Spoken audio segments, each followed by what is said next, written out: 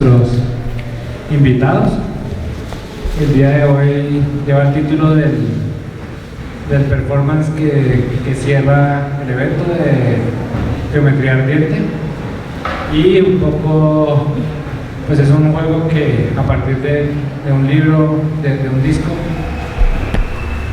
de Holman Álvarez, que Erika Flores, que es la que va a hacer la conferencia bailable con la que cerramos el día de hoy, pues aprovecha como ese juego, y ese juego pues me interesa mucho para explicitar un poco pues algunas de las ideas que están a la base de la estructura del salón y que un poco le dan origen a esa idea del revés de la trama, y que tiene que ver justamente con unas ideas abstractas, matemáticas, y que funcionan de todas maneras en ese juego de la paradoja, de la contradicción que señala la idea de la geometría ardiente, como cuál es como qué geometrías se pueden pensar desde el trópico. Aquí también podríamos decir pues esta geometría helada también de esta sabana, y bueno, entonces como a partir de esa idea de la geometría ardiente y de esos cruces entre matemáticas y músicas como inspiradoras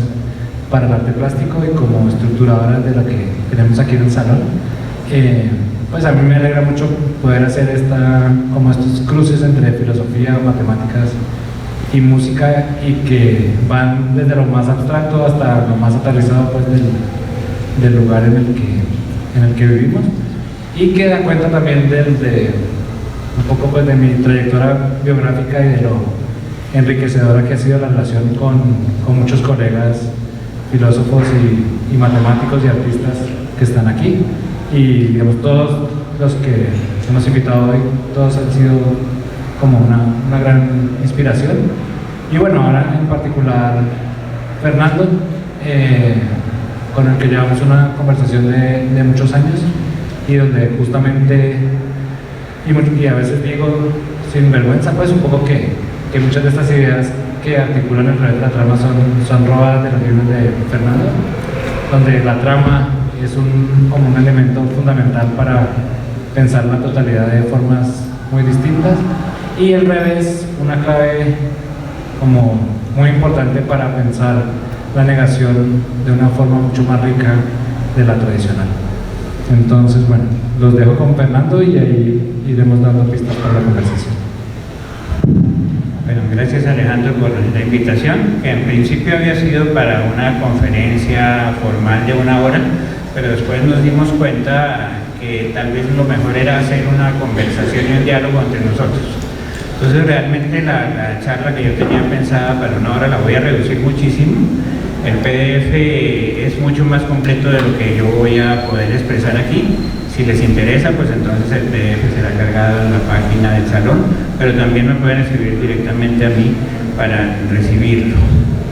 Entonces el punto fundamental es hablar del revés desde la abstracción, ¿no? Desde el pensamiento matemático abstracto, es decir, desde la matemática entendida como pensamiento negativo.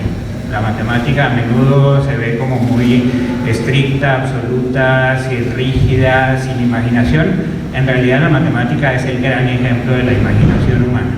Entonces, dentro de esa parte de la imaginación y de la plasticidad matemática, pues voy a hablar de algunos puntos del revés. La organización de mi charla era la siguiente.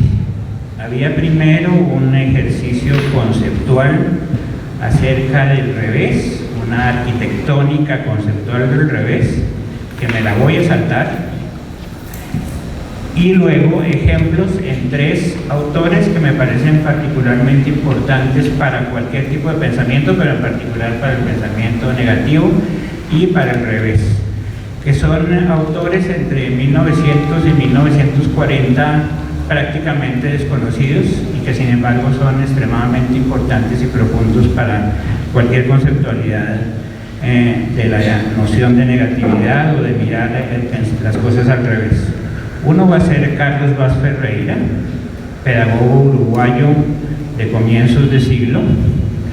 El segundo, Pavel Florensky, un matemático, teólogo, crítico de arte, científico, crítico literario ruso, probablemente uno de los últimos espíritus universales de la modernidad, asesinado en los campos de concentración stalinistas. Y el tercero, Gastón Bachelard, uno de los grandes filósofos de la filosofía francesa de comienzos del siglo XX. Probablemente a Bachelard lo hayan oído nombrar. Es muy probable que Valls Ferreira y Florensky sean novedades absolutas. Sin embargo, esas novedades absolutas están bien atrás en la historia, y parte de lo que yo digo a menudo es que cuando uno está mirando su mundo actual, su contemporaneidad, y cuando está particularmente interesado en la vanguardia, como lo hace el arte, a menudo esas vanguardias ya se han dicho mucho mejor siglos atrás. En particular, me parece que estos pensadores han trabajado muy seriamente en la noción de revés y de negatividad a lo largo de miles de páginas. Son autores muy prolíficos, con grandes trabajos. Entonces ahora, básicamente lo que voy a hacer aquí es señalar esos nombres, plantear sus problemáticas y luego dialogar acerca de eso con Alejandro y con ustedes. Entonces, la presentación que tenía larga para una hora lo voy a reducir, digamos, a 20-25 minutos, muy corta, y hablar entre nosotros luego sobre eso. Luego tenía dos ejemplos que parecían interesantes, pero también me los voy a saltar. Básicamente no voy a decir nada. Entonces, Clarice Lispector y María Elena Vieira da Silva, una gran escritora brasileña y una gran pintora portuguesa, que trabajé en un libro de hace una decena de años en que estudiaba las obras de ellas desde el punto de vista de Clarice Lispector, una gran escritora que habla acerca de lo que no se puede decir, y Vieira da Silva, una gran pintora que pinta lo que no se puede pintar, los reveses, aquellas cosas que están más allá de nosotros. Y simplemente me concentraré al final en una imagen.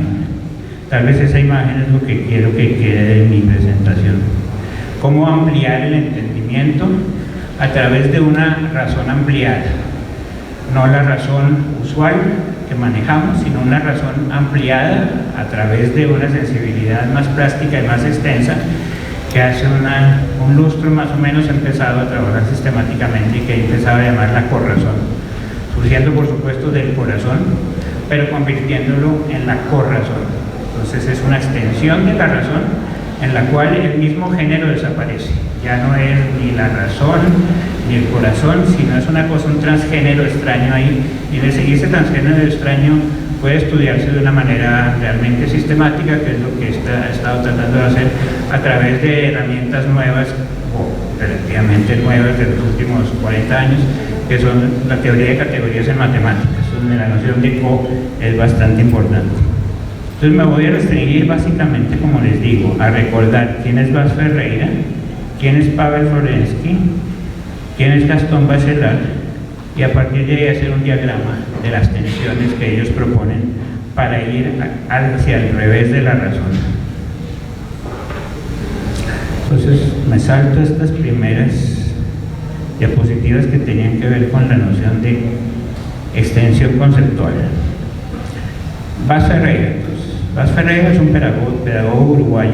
Hay un par de sus libros fundamentales: Conocimiento y Acción, 1908, y Lógica Viva, 1910, donde Valls Ferreira inventa el término de razonabilidad como pegamiento de razón y sensibilidad. Entonces aquí ya hay una extensión clara. Ya no es la inteligibilidad y la sensibilidad kantiana, sino hay una extensión de las dos, una comunión de las dos, un pegamiento de las dos, a través del término de razonabilidad. Lo pone entonces Valls Ferreira al racionalismo usual, inventa el término de razonabilismo, más allá del racionalismo, y estudia entonces los límites de la razón, abre nuestro conocimiento hacia el más allá. En particular, en esa época, Valls Ferreira estudia sistemáticamente la lógica de lo vivo. Muchos de ustedes hasta han estado trabajando en la noción de la lógica del cuerpo, tan importante para el arte en las últimas décadas. La lógica viva, la lógica de lo real, una lógica ampliada no clásico, había sido prefigurada bastante seriamente por Valls Ferreira en 1910, en su libro Lógica Viva, que podría ser una lectura muy interesante, por ejemplo, para todos los artistas que hacen performance. Paralelamente a Valls Ferreira, exactamente en los mismos años, Charles Sanders Peirce, otro de los grandes maestros del pensamiento, había inventado el término reasonableness, que en inglés corresponde a la razonabilidad, y que él definía como el crecimiento continuo de la potencialidad. El ideal de la estética era hacer crecer continuamente la potencialidad. De esta manera, siguiendo ese alineamiento de fuerzas, hay una dinámica viva del arte, pero esa dinámica viva del arte está ligada a una filosofía del crecimiento de la razón. Vaz Ferreira, particularmente interesante también para algunos artistas aquí presentes, estimulaba mucho la contradicción, la importancia de la contradicción, que sabemos que es imprescindible para el desarrollo de la obra, ya sea artística o la misma matemática o la filosofía, la literatura en general. La contradicción entre algo positivo y negativo, entre el recto y el revés. La contradicción es esencial, absolutamente esencial, y sin ella realmente muchas de las cosas fundamentales del pensamiento, de la creatividad, no se darían. Vaz Ferreira insistía en eso, en la importancia de una lógica que fuera más allá de la división usual entre el recto y el revés, o lo positivo y lo negativo, y decía, la verdad o la falsedad es una cuestión de grados, y había que ampliar las lógicas. Sabemos que eso se ha hecho después a lo largo del siglo XX, y las escuelas brasileñas, en particular de las lógicas paraconsistentes, han incluido eso como una extensión técnica de la lógica. Entonces Vaz Ferreira abre la posibilidad de pegar razón y sensibilidad, de apreciar los puntos oscuros, contradictorios de la razón, y a partir de esos puntos contradictorios de la razón iluminar el resto. Paweł Florensky. Paweł Florensky va aún más allá, 1920, un poco después de Vaz Ferreira, y un nivel ya de universalidad muchísimo más amplio. Florensky es realmente uno de los grandes maestros que habría que empezar a estudiar seriamente. Por fuera de Rusia, la única escuela que realmente estudiaba Florensky en serio es la escuela italiana desde hace unos 30 años, muchos textos en italiano sobre Florensky, la traducción de sus más importantes volúmenes. Entonces, por el momento hay que acercarse un poco a esa línea. Florensky decía directamente esto, que la verdad es una antinomia. Una teoría lógica y formal de las antinomias resulta ser necesaria. La verdad tiene la plenitud de una sucesión infinita de temas desde sus fundaciones. Hay que ir a lo más profundo desde todas las perspectivas. El abismo es el abismo de la potencia y el abismo es el abismo de la verdad. Sin meterse en el abismo, en ese revés de lo que aparentemente vemos, una cierta lisura que aparentemente vemos, lo importante es lo que está detrás, en lo profundo. Lo importante es el Moby Dick que está por allá escondido en la potencia metafísica y no la trivialidad de nuestra mirada usual. Tanto el matemático como el artista luchan contra esa superficie de las cosas. El matemático ve unas cosas muy extrañas por allá que en algún momento las hace descender al mundo. El artista también hace el mismo tipo de manejo. Ve algo y construye instrumentarios para presentarnos ese algo.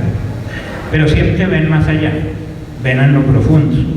Y en ese profundo hay una inversión muy importante. No importa tanto la luminosidad como la oscuridad. La inversión es uno de los temas fundamentales de Florensky. Florensky enseñaba esto básicamente, que el arte de la visión sugiere una antítesis del pensamiento. Hay que pensar a través del revés para poder ver, fuerte enseñanza. Hay que pensar al revés para poder ver, y de alguna manera hay que acercarse entonces a estos bordes de lo imaginario. Más allá de lo real, hay unos bordes de lo imaginario particularmente importantes. Los dos lados de un plano, el lado recto y el lado verso, son fundamentales, donde se enlazan la imaginación y la razón. Bachelard, 1930, uno de los grandes filósofos de la ciencia de esas épocas. Aquí les estoy poniendo 3 nombres, hay al menos una decena de nombres muy muy importantes, después podríamos hablar de ellos, entre 1910 y 1940, que han sistematizado el pensamiento del revés, yendo realmente muy adentro. Bachelard rompe entonces con la usual separación entre lo objetivo y lo subjetivo y propone una ampliación del objeto a través de la multiplicatividad de las interpretaciones del sujeto, que era una técnica perfectamente usada por los grandes pintores cubistas, pero que Bachelard convierte en una sistemática semiótica filosófica para liberarse de las condiciones aparentemente restrictivas de la realidad. La realidad tiene que liberarse a partir de invenciones, idealidades, cosas que van más allá de lo que usualmente vemos. Nuestra mirada es esencialmente ciega, decía Tarkovsky, y con eso él lo dice mejor que nadie. Toda la obra de Tarkovsky es la obra de tratar de mostrar aquello que nuestros ojos ciegos no ven. Hay que encontrar entonces un desarrollo espiritual libre, decía Bachelard. He ahí la tarea moderna, la libertad. La libertad la conecta Bachelard con la abstracción, algo extremadamente interesante. ¿Por qué? Porque en la práctica, en la realidad, hay un montón de obstrucciones y de muros, y el artista no ve lo que hace el matemático, y el matemático no ve lo que hace el artista, y tenemos nuestros muros y nuestras disciplinas bien armaditas, pero si apenas nos escapamos de este mundo tan terrible de la obstrucción real y desde lo abstracto miramos, la abstracción permite eliminar las barreras, y en la abstracción hay libertad. Entonces, en esta abstracción libre, decía Bachelard, estamos yendo más allá de nuestra razón usual. Tenemos una filosofía que teje las tramas diferenciales del pensamiento. Pues observen aquí qué interesante, o sea, en muchos textos que efectivamente mencionaba Alejandro y que no vienen de mí, sino vienen de los maestros que yo he leído, las tramas del revés están por todas partes. Aquí está el tejer la trama diferencial del pensamiento a través de su revés. Bachelard insistía entonces que hay que abrirse al revés del saber, no hacia lo luminoso, sino hacia los fantasmas. La materia no es más que algo contingente. Lo que es realmente interesante es ir más allá. Entonces, si los artistas inventaban el surrealismo, Bachelard propone el surracionalismo desde el punto de vista del pensamiento y de la filosofía. Estamos yendo más allá. Surrealismo, surracionalismo, sobre, extender la razón.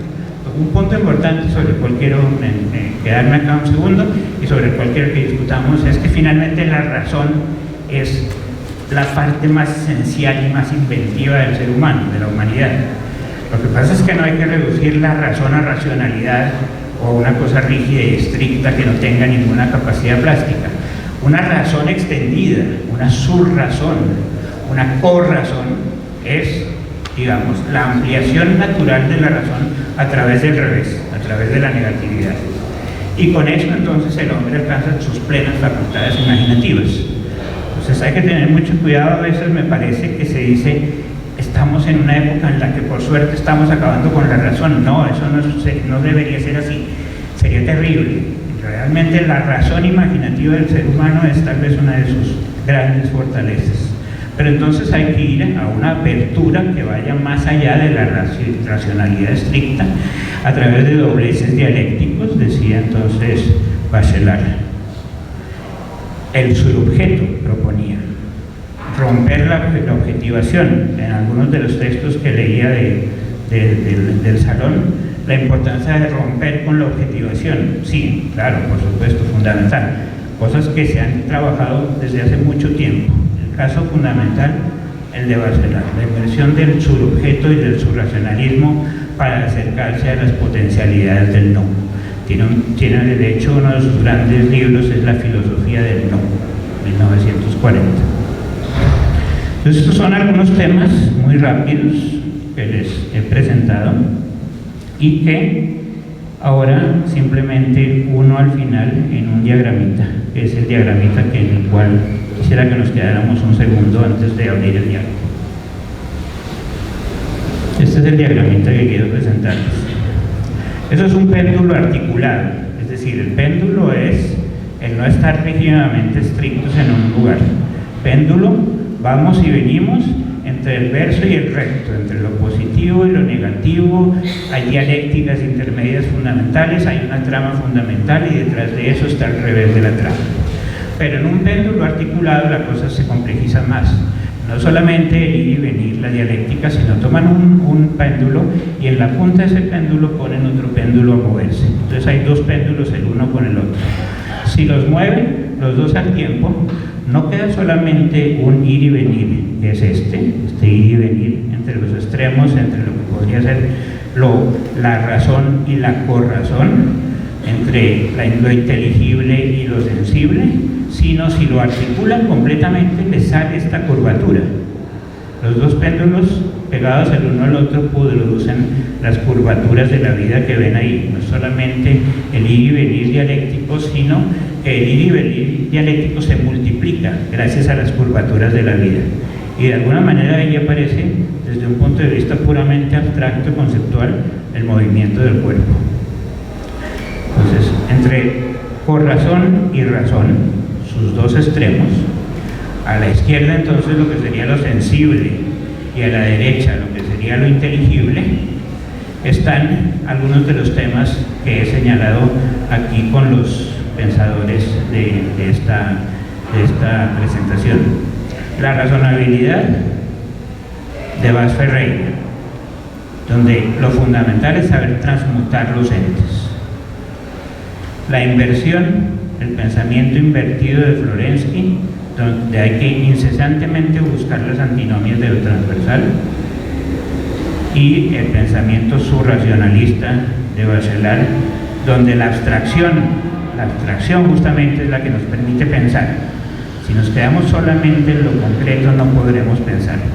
Dicho de alguna manera, es absolutamente fundamental la pelea entre lo abstracto y lo concreto. Ninguna de ellas es suficiente. Ni la sola realización física corporal, ni el solo pensamiento abstracto inteligible. Las dos son absolutamente fundamentales. Y ahí adentro están entonces las fronteras del revés. Entre esos movimientos aparecen las fronteras del revés. Entonces, con este diagramita termino por ahora y seguimos la charla. Si quieren, yo puedo seguir charlando con Alejandro un segundo. Me gustaría, por ejemplo, que con respecto a este diagrama, que es a la vez bastante sencillo y bastante complejo, se sitúe el mismo Alejandro con respecto a su organización del salón, que me ha impresionado de una manera loca. ¿Cómo puede haber imaginado la enorme cantidad de multiplicidades que están funcionando en el salón de una manera a la vez libre, pero no arbitraria? No es arbitrario, hay unas razones que están funcionando detrás de esa libertad y de esa plasticidad. Entonces, no sé si Alejandro puede empezar a contarnos un poquito acerca de eso, de cómo detrás de la organización del pensamiento del salón hay una razón plástica, no simplemente una arbitrariedad. Muy bien. Entonces, sí, pues como la gran pregunta era cómo crear este sistema múltiple que proveniera de muchas miradas y buscando como una buena articulación. Y creo que, digamos, hay una parte interesante de la dimensión plástica también es como la lógica temporal, como el proceso del pensamiento del salón, y que ha sido muy interesante el trabajo con todo el equipo, porque no hay como, digamos, como un momento del diseño definitivo, sino que son muchos momentos y que cada momento va enriqueciendo lo que va haciendo el salón, ¿no? Y que ese movimiento sigue y todavía aparecen sorpresas, ¿no? Como que es muy interesante la dinámica de este salón y de cómo nos vamos articulando todos, que todavía pasan muchas cosas que son pensadas y proyectadas por alguien, pero que nos pueden sorprender a todos y que pues siguen apareciendo cosas que no están, digamos, ahí en el librito o en la programación, y que prueba, digamos, también la riqueza de ese concepto del revés de la trama, que, digamos, cuando leí ese libro, ¿cómo es el nombre? El donde están los capítulos sobre el inspector y... Es este de acá, Razón de la Frontera y Fronteras de la Razón. Que me gustaría que después de hacer alguna cosita del inspector, que ahí me sorprendió mucho como esta cuestión de cómo uno piensa la totalidad y que siempre, como que uno siempre de alguna manera se sitúa frente a una totalidad, como que uno de alguna manera como que plantea su horizonte y siempre hay momentos en que ese horizonte se revela no total, ¿no? Y hay maneras diferentes en que se revela no total. Una de ellas es, pues una trivial, pues sería chocarse contra una frontera. Otra es como cuando uno avista una frontera de distintas maneras. Y otra como cuando se le presenta al revés, porque si tiene un revés, entonces no es total, como que tendría que estar metido en otra cosa más grande. Entonces, como que esa aparición de ese revés y de lo que el revés finalmente, que uno piensa que no puede ver, la revela de lo que está acá, para mí fue pues como muy iluminador. Y en el proceso, digamos, del salón, desde el principio se había planteado la idea de que fuera una articulación de proyectos autónomos. Eso sí estaba en un principio, y que algunos de esos proyectos autónomos iban a ser unas exposiciones grandes, pero queríamos plantear las dos cosas, como la exposición grande y muchas cosas que pusieran en cuestión la idea de que pues el arte sucede en una exposición grande, y justamente que el arte sucede mucho más allá de esa cuestión. Y entonces yo planteé un primer equipo donde distintos curadores rompían, como cada uno rompía de alguna manera diferente la estructura que se planteaba desde los otros. Y tuvimos una conversación muy rica en Cali con María Isabel Rueda y María Llanos de la Usurpadora, y con Luisa Ungar, donde ya yo planteé, bueno, yo pienso que este va a ser el equipo, esta va a ser más o menos la estructura, pero ahí dimos vueltas y vueltas y vueltas sobre lo que podía hacer, y vi que para ellos la noción de la trama era muy rica por los múltiples sentidos de la trama, ¿no? Como que a mí se me pareció, primero, simplemente de una manera trivial, al pensar que lo íbamos a hacer en el centro de Bogotá y que la trama colonial pues iba a ser como la primera trama en la que nos íbamos a mover. Pero después estaba la trama en sentido narrativo y después la trama en el sentido como metafísico de algo que nos conecta. Y entonces ahí dimos vueltas y vueltas y vueltas de cómo podíamos enriquecer esa noción, y apareció la idea del revés de la trama. Y conectado con lo que yo decía que me pasó al leer el libro, de esa sorpresa de darme cuenta que sí, como que imaginarse un revés o imaginarse el otro lado como que ensancha uno el mundo, pero también se lo empequeñece, porque pues le hace ver que el mundo en el que estaba quizás no era el mundo. Me ha llamado la atención que, digamos, eso no lo podíamos tener como seguro desde ese momento, pero como ese potencial tan grande de la noción del revés de la trama, en la medida en que cada uno la asume de una manera muy concreta. Entonces, como que para cada curador o para cada artista, cuando uno le dice plantea el revés de la trama, él de una vez ya está pensando en uno, porque como que la trama ya se vuelve el mundo y él ya tiene como cuál es la idea, digamos, cliché del mundo contra la que se quería enfrentar y cuál es el revés que quiere proponer. Pero los reveses son completamente distintos, y es lindo que pues nosotros hemos hecho distintas convocatorias invitando al revés de la trama, y los reveses de la trama que cada uno propone son muy distintos y revelan como el mundo en el que cada uno se mueve y el que considera que es el revés de ese mundo, y que ha pasado con los curadores mismos, ¿no? Como que cada curaduría, yo no quería que hubiera como un tema del salón que fuera como una cosa impositiva o restrictiva, sino una idea que potenciara, digamos, lo que cada uno tenía que traer, y siento que cada uno sí se sintió como potenciado por esa noción, lo que me alegró mucho. Sí, lo que señala Alejandro, esta improvisación estructural e improvisación libre corresponde también desde un punto de vista ya más conceptual a lo que estaba sucediendo. Yo creo que sí, y bueno, como las maneras de entender la improvisación es que a veces uno pensaría que es lo contrario, pero como que lo que me interesaba a mí más era pues lograr potenciar lo que cada uno ya trae, y por eso no sé, digamos, si una idea es una buena palabra, no sé qué palabra viene, porque pues para mí es como un empujón, ¿no? Como crear como una base o algo que hiciera que cada uno trajera lo suyo y lo pudiera poner de la manera más interesante.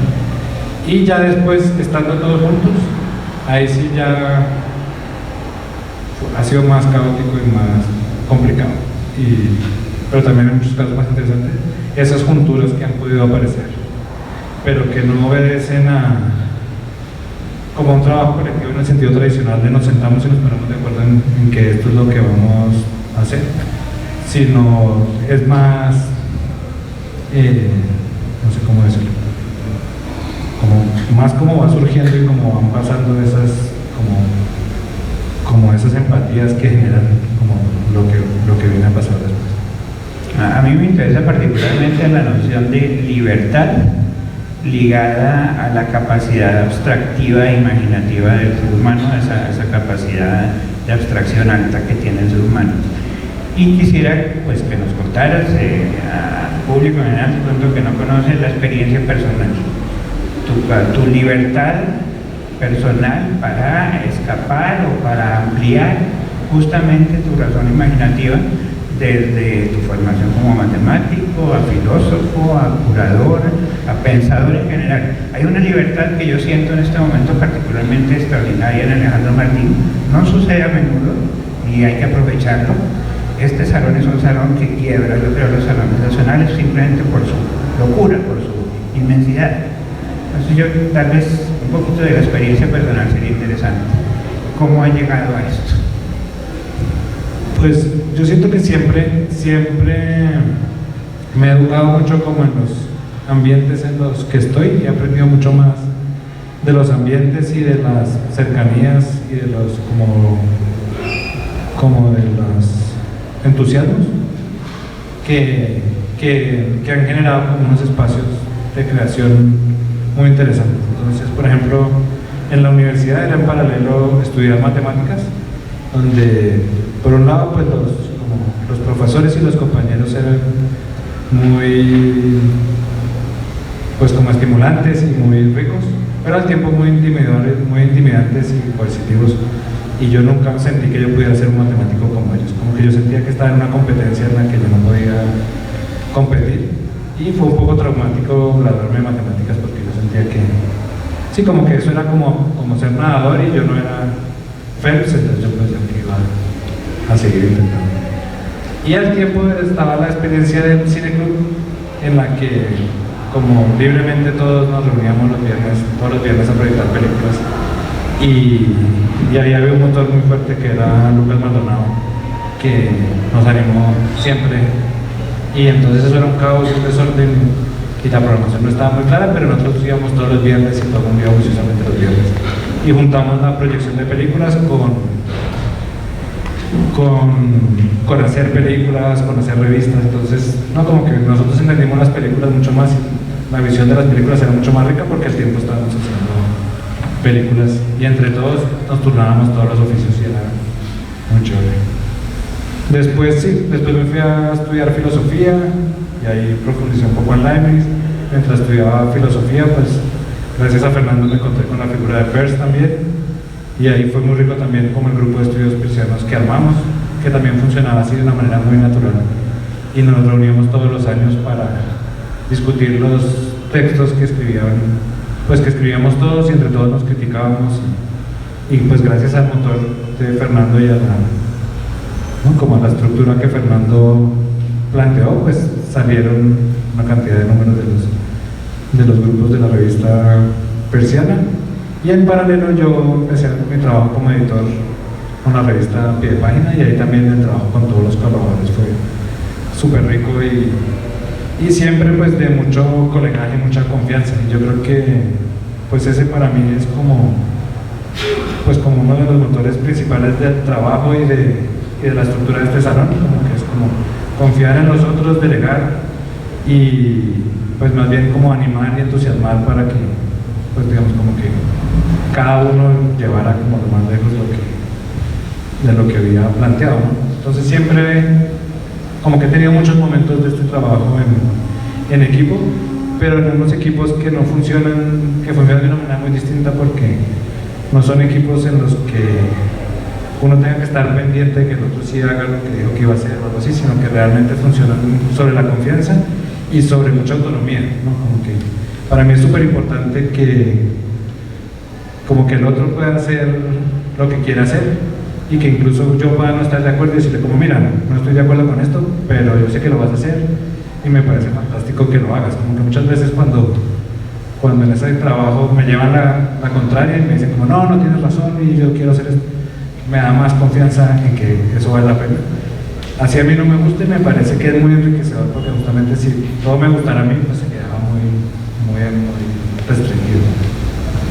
Con este ejemplo entonces, que es un ejemplo de un cuerpo y una mente muy particulares, extendido claramente en una red, queríamos, pues como quería yo particularmente, no lo habíamos hablado con Alejandro y lo puse a situar su ejemplo como práctica de vida. Es un ejemplo de este diagrama de la lucha entre lo sensible y lo inteligible, entre la razón y la corrazón. Quisiéramos ahora hablar con ustedes. Si tienen preguntas para Alejandro, para mí, para los dos, bienvenidas, por favor. Comentarios. Tenemos un tiempito para eso.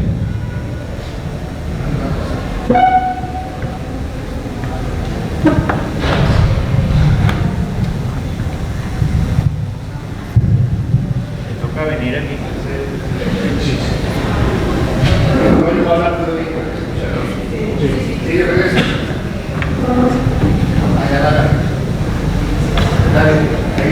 Una petición.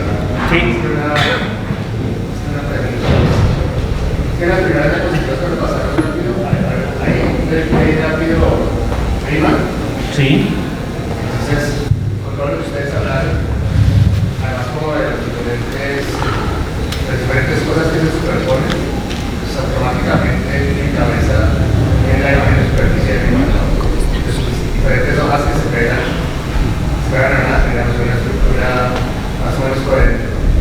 Me gustaría que nos hablara un poquito de ese. Una superficie de Riemann es, para los que no lo conozcan, que tal vez es la mayoría, no hay muchos personajes muy importantes en la historia de la matemática. Riemann es uno de ellos. Riemann es sin lugar a dudas, pero sin lugar a dudas, el más gran geómetra de todos los tiempos, desde los tiempos griegos hasta los tiempos contemporáneos. No hay nadie que se le acerque ni siquiera. La enorme riqueza del pensamiento geométrico de Riemann es espectacular. Entre las 1000 cosas que inventó Riemann están las superficies de Riemann, que son este tipo de objetos con los cuales Riemann pudo resolver un problema técnico difícil de la variable compleja en matemáticas. Es que muchas funciones de la variable compleja en matemáticas no son 1 a 1. Por ejemplo, la función cuadrática que va del plano complejo en el plano complejo es 2 a 1. Un punto tiene 2 preimágenes. La función cúbica es 3 a 1. La función exponencial es infinito a 1, etc. Entonces, devolver las múltiples a unos con las funciones inversas, o sea, pensar al revés de una manera coherente, necesitaba repetir el plano complejo a la derecha múltiples veces y con eso entonces pegar los distintos planos complejos en una superficie unitaria. Este es un ejemplo de una superficie de Riemann en la cual se pegan distintos planos complejos. Para eso, estas múltiples hojas pueden empezar a recurrir el pensamiento. Por ejemplo, uno podría pensar en la hoja de abajo, en una hoja literaria, en la segunda hoja, en una hoja de artes plásticas, en la tercera hoja, una hoja musical, etc. las distintas conexiones entre las distintas hojas a través de un proyector universal es algo tremendamente interesante y razonable de hacer. De hecho, se puede hacer. Entonces, las superficies de rima son un ejemplo de ampliación de la imaginación. Sobre todo quisiera como que esas cosas quedaran fuertemente. Necesitamos ampliar la razón.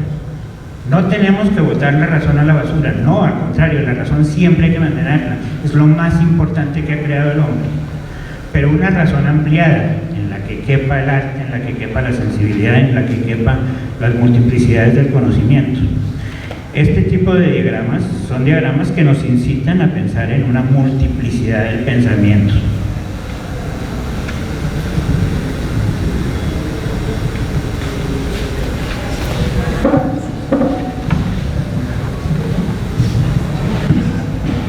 Si alguien tiene preguntas, la dinámica que estamos haciendo es venir acá para que quede registrado en el video. Gracias. Gracias. Esa es una pregunta para Alejandro y para Fernando. Fernando mencionó a Bas Ferreira, uruguayo, y hay otro que casi uruguayo, argentino, Schulz Solar, más o menos contemporáneo. Entre las muchas obras de Schulz Solar, en música, en artes plásticas también, hay una pregunta y obra que me gustaría conocer qué dicen ustedes, porque me parece que tiene que ver centralmente con los temas que nos estaba mencionando Fernando. Se trata de la idea de armar un lenguaje, con la lógica de Bas Ferreira también, armar un lenguaje que no tenga gramática, que si aparece gramática hay que borrar la gramática. Nosotros estamos acostumbrados desde el momento de la adquisición de nuestro lenguaje, tenemos corrección gramatical todo el tiempo y además tenemos encaje dentro de cierta gramática. Él se propuso, intentó, construyó incluso pedazos de su lenguaje sin gramática, pero obviamente creo que fracasó estrepitosamente. No sé, ¿qué piensan ustedes? A mi modo de ver, sí me parece difícil también. Otro ejemplo de fracaso estrepitoso es Inland Empire de David Lynch. No sé si alguna vez lo vio. Una película de David Lynch extrañísima en la que no hay absolutamente nada que no sea imagen. La narración desaparece completamente, las conexiones desaparecen completamente, o sea, todo ese nivel sintáctico, estructural de conexiones desaparece completamente y es pura semántica visual, bastante complicado y extraño. Personalmente, como muy persiano que yo soy, pues yo soy simplemente un seguidor de Peirce en muchísimos temas, pues me parece difícil eliminar una de las tres dimensiones claves para Peirce en el entendimiento de los signos, que eran la sintaxis, la semántica y la pragmática. Las tres son fundamentales para Peirce.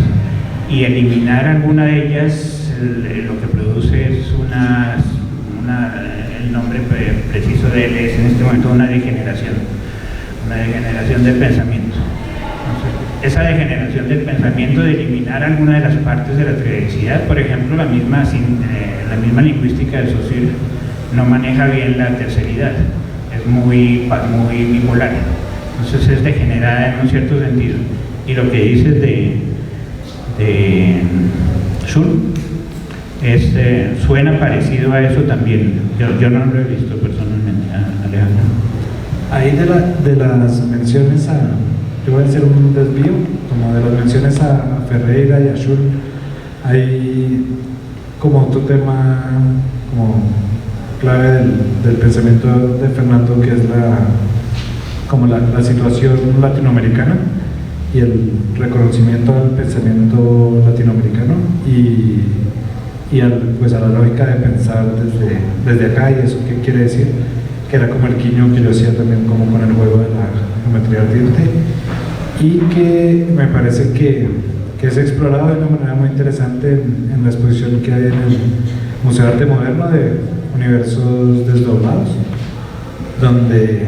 y ahí pues es muy interesante como la conversación que hemos tenido con la usurpadora y el proceso que los llevó a ellos a escoger las piezas que están ahí, la lógica misma de toda la exposición, que es casi como una suerte de ovni, y donde uno ve justamente muchos intentos intentos por aproximarse a esos otros lenguajes y otras lógicas para entender el universo y tomarse en serio como de una manera radical esa de pensar como ese otro lado del universo que puede ser si no lo estamos investigando de una manera como científica convencional, ¿no? Y ahí me parece que también es lindo, pensando en las relaciones que se plantean hoy, las muchas formas como se está trabajando relaciones entre ciencia y arte hoy, que no son operativas para ninguno de los dos lados, que no es como que un artista aprenda unas ideas de ciencia y las quiera representar o ilustrar de una manera particular, sino que como que trabaja con científicos y de una manera científica para producir una suerte de pensamiento, experiencia, situación nueva que expandan las maneras de pensar y que pues como una cosa que quería señalar, que aparece también en el pensamiento de Fernando, pero que nos cuenta hoy, que es como la apuesta de la usurpadora de qué tipo de pensamiento puede ser un pensamiento caribe y cómo un pensamiento caribe al estar relacionado justamente con ese lugar donde pues se encuentran la tierra y el mar y a través del mar llegan tantas cosas y se conecta con el pensamiento insular de tantas formas, ese lugar particular del Caribe nos abre como la lógica del pensamiento de muchas formas. Un ejemplo que me ha impactado particularmente acerca de esto último que señala Alejandro entre ciencia y arte, una conexión verdadera, es la obra de Alba Fernanda Triana, que pueden ver en la exposición del Atadeo, curada por Alejandro Martín y Ana Ruiz. Ella produce algo bastante espectacular, si no lo han visto vayan a verlo. Entre otras cosas ese pedacito es maravilloso. Hay una banda de Mobius producida con colchones, probablemente la más bella banda de Mobius nunca vista, porque es justamente la estructura abstracta más perfecta posible de la matemática para mostrar que no hay revés. Si caminas por una banda de Mobius llegas al mismo lugar sin nunca haberte dado cuenta que pasaste por el revés, pero construida por el autor, que es Adrián Gaitán, con los materiales más concretos y perecederos posibles, unos colchones sucios, ¿no? Es una cosa bastante espectacular. Pero la obra de Alba Triana también es interesantísima en ese sentido de la ruptura entre las usuales dicotomías ciencia-arte. Ella trabaja con sonidos básicamente inaudibles a través de un aparato que produce sonidos, pero que nuestro oído usual no capta porque son frecuencias demasiado bajas, y de alguna manera esas se transforman a través de una cuerda en imágenes geométricas. Entonces es muy muy bonito porque no oímos la música sino la vemos a través de una construcción bellísima entre ciencia y arte. Entonces eso es un ejemplo muy bonito entre las muchas posibilidades que hay. Y con respecto a la otra línea latinoamericanista, simplemente señalaría de nuevo la importancia de regresar siempre a los maestros, particularmente en los jóvenes, pues los jóvenes están muy situados en el aquí y ahora, es lo que les importa, el aquí y ahora, el transformar el aquí y ahora. Pero realmente ya con el tiempo, seguramente son los defectos de la edad, uno se da cuenta que el aquí y ahora no es nada, comparado con el transcurrir de la historia. Y entonces lo que a menudo creemos que es muy importante en el aquí y ahora ya lo dijeron antes mucho mejor que nosotros.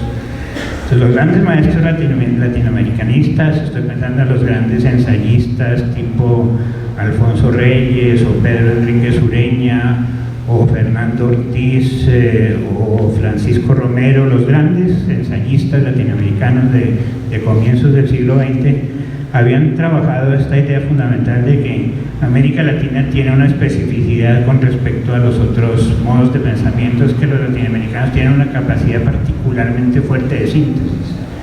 Son capaces de sintetizar de una manera extraordinaria que no necesariamente se logra en los centros usuales de poder, donde el análisis es muchísimo más fuerte. La capacidad sintética latinoamericana es bien interesante. Sobre esa capacidad sintética, pues tengo varios libros recorriendo la tradición latinoamericana, pero que corresponden de nuevo a la misma idea básica y sencilla de siempre, que si queremos pensar hay que ampliar la razón, no hay que botarla a la basura, sino que hay que ampliarla permanentemente. Fernando, ¿tienes alguna nota de la de Lispector o...? No sé si traje aquí algún fragmento del texto, pero sí había puesto algo, sí. No tengo fragmentos míos, sino fragmentos de ellas, que son mucho mejores. Entonces, Clarice Lispector. Clarice Lispector en Agua Viva. Escribir es la manera de quien usa la palabra como un cebo, la palabra que pesca lo que no es palabra.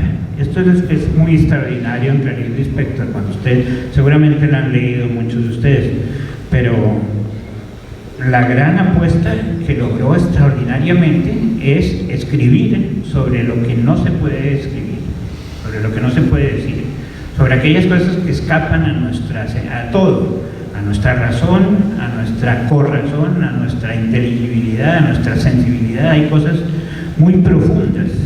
¿Y cómo se captan esas cosas muy profundas? Lo dice con la palabra que pesca lo que no es palabra. Cuando esa no palabra, lo llama ella la entrelínea, muerde el cebo, algo se ha escrito. Y una vez la has pescado, puedes tirar el resto. Y en La manzana en la oscuridad, dice Clarice Lispector, desde los bordes del vacío es más fácil el tránsito hacia el revés de nuestra mirada. Una vez más, esto también tiene que ver con la importancia de la abstracción. El vacío y la abstracción son fundamentales para mirar el revés. Con la anulación del yo, qué importante eso particularmente para las generaciones jóvenes, ¿o no? Yo lo siento como viejo, como ya de otra época. Yo veo que la actual locura de las redes es la sublimación del yo. Es una sublimación del yo absolutamente monstruosa, me parece. Contra esa estaría lo que dice Lispector, la anulación del yo. Con la anulación del yo, gran labor de la razón humana, acabar con la basura de nuestras cosas, ir más allá de nuestra basura. Con la anulación del yo, las cosas se reorganizan según sus límites ocultos y sin límites visibles. Emerge la continuidad del mundo, sin barreras, con fronteras permeables. Dicho 1000 veces mejor de lo que podría decir cualquier filósofo o matemático, una gran literata. La continuidad del mundo sin barreras, cuyas fronteras son permeables, se obtienen gracias a la anulación del yo desgraciado que está manejando a nuestro mundo.